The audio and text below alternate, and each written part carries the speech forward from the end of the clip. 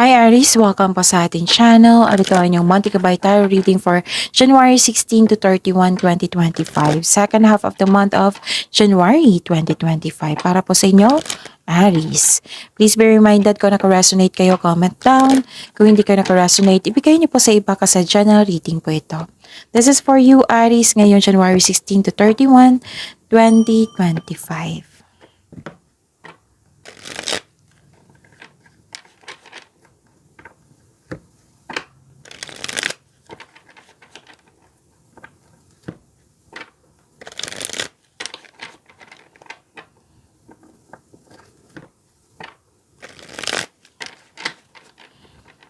Para po ito sa inyo, Aries, ngayong January 16 to 31, 2025. Maraming salamat po sa inyong patuloy na suporta at maraming salamat din po sa mga hindi nag-skip ng ads.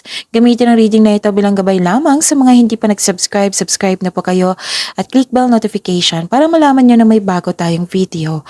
Para sa mga gustong magpa-reading po, may lumabas dyan sa screen nyo ngayon. Panoorin nyo po at sundin ang instruction. Yun. Spirits Guide, mga ganap po para kay Aries ngayon January 16 to 31, 2025.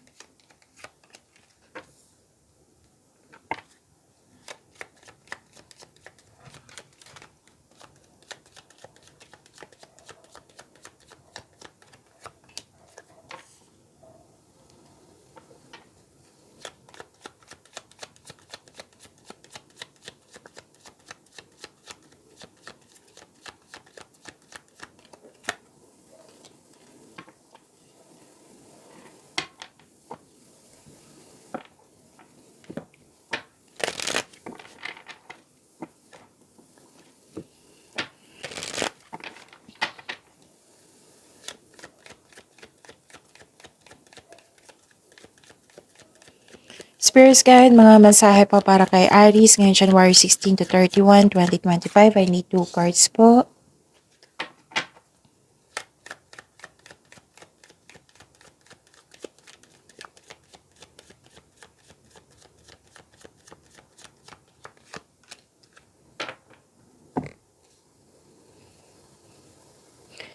So, yun, Aries, ngayon, January 16 to 31, 2025.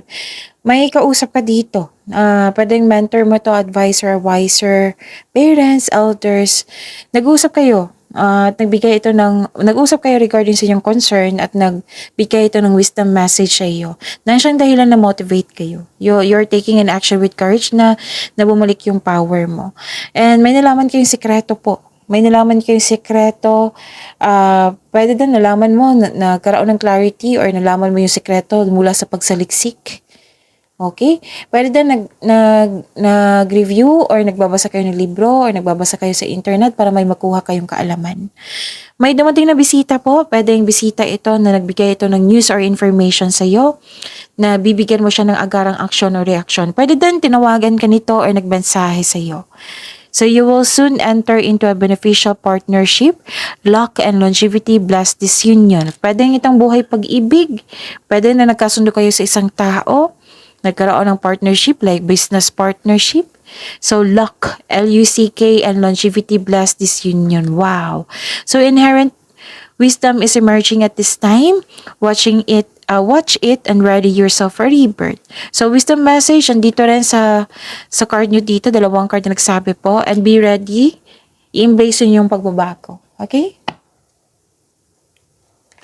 Spirits Guide, na po yung energy ni Aries ngayong January 16 to 31, 2025.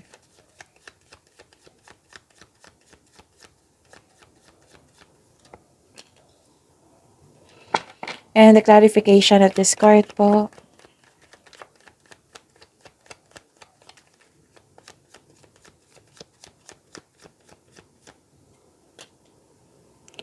Okay, kung may narinig kayo or may nakita kayong repeating message, meaning to say pinupush ng cards nyo yan, kasi ang ilan sa inyo hindi pa binigyan ng atensyon. Na kung maaari din po, bigyan nyo po ng solusyon at aksyon. Remember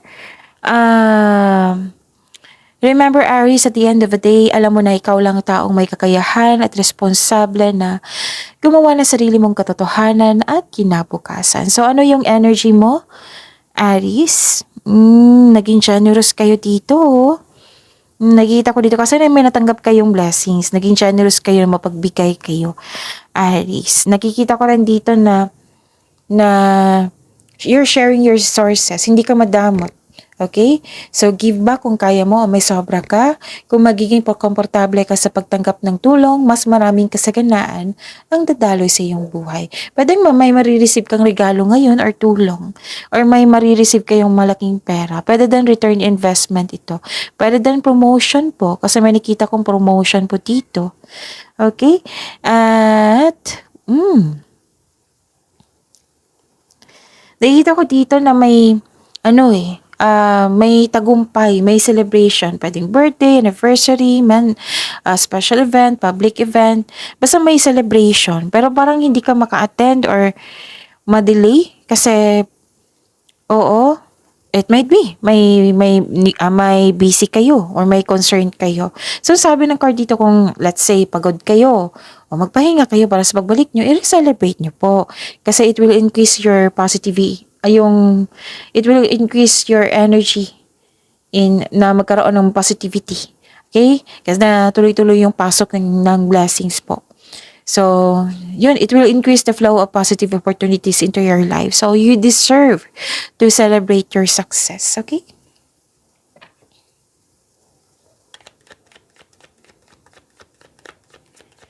Spirits guide, okay. Spirits guide, career and money po ni Aries ngayong January 16 to 31, 2025.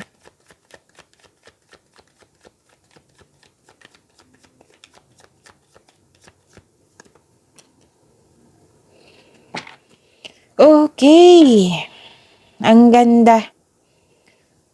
Pero huwag kayong magpasobra sa trabaho ha. Huwag kayong mag-say yes ng yes na hindi naman nakaya sa schedule. Okay? Para hindi kayo ma-burn out. Nakita ko dito yung cycle, completion of cycle. May ganap na nakatadhana sa inyo. This is destiny. This is good luck and good karma. Wow.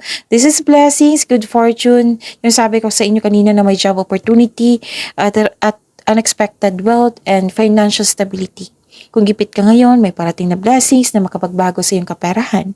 Kung jobless ka ngayon, may unexpected job opportunity na darating. Meron din na malaking pera ha. 2 card na po nagsabi niyan. Malaking pera na darating po na matatanggap nyo. Pwedeng opportunity or maraming kliyente, customer, maraming orders na makapagbigay sa iyo ng malaking pera. Diba? Ang ganda. So, you are moving from a painful cycle to happiness. So, ang ganda. Spirits guide, love life, self-love, partnership, and romance ni Aries ngayon January 16 to 31, 2025. And the clarification of this card po.